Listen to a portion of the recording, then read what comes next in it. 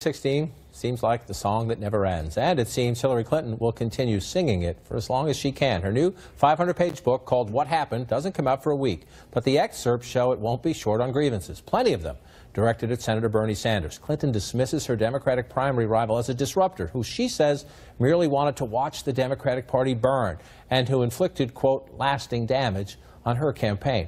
Clinton's book likens Senator Sanders to the hitchhiker from the movie Something About Mary, promising the same thing, only faster. Quote, on issue after issue, Clinton writes, it was like he kept promising 4-minute abs, or even no-minute abs, magic abs. Okay.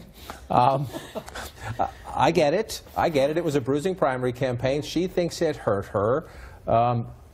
Is this cleansing and closure, or is this further dividing? The Republicans are fractured. We've spent a lot of time talking about that. Is this further adding fracturing to the Democrats? President Trump's going to be thrilled to have Hillary Clinton back in the conversation. But look, I think she's right that Senator Bernie Sanders hurt her. What she doesn't acknowledge there, and we'll see if she does in the whole manuscript, is that they were her decisions that Bernie Sanders seized upon.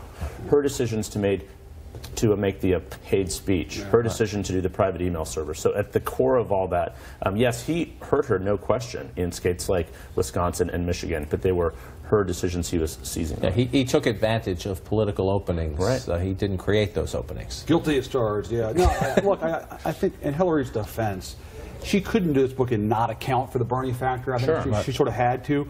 But at the same time, the Bernie and his lingering effect on the party is such a raw issue on the left right now. And for her to come along and do this at this point is going to reopen this wound that actually hasn't totally closed. Not helpful. Yeah. Let me read this part of it before you jump in. When I finally challenged Bernie during a debate to name a single time I changed a position or a vote because of a financial contribution, he couldn't come up with anything. Nonetheless, his attacks caused lasting damage, making it harder to unify progressives in the general election and paving the way for Trump's, quote, crooked Hillary campaign.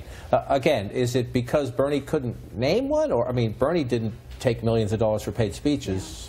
Bernie didn't run the Clinton Foundation. Bernie didn't set up a private email server. I know. And it feels so uncomfortable to keep relitigating this over and over. But at the same time, in some ways, get the book out. It's well before midterms. It sort of gets 2016 out of the way. She obviously wanted to write a book and has something to say about the Democratic Party, which we all know from covering it is a mess right now. So whether this book kind of helps kind of break open more wounds so that they can heal, or serves as a diversionary tactic, we'll see. No, I mean, I think there are actually two separate wounds in the Democratic Party that this sort of salts, right? First, you have the Bernie supporters still feeling mistreated by the DNC, and then you have the policy issue that she points to, the desire of the base for more of a Bernie-style platform that she never seems to have come to grips with. Well, good reading for 2018 into 2020. I suspect a lot of these fights will continue. Thanks for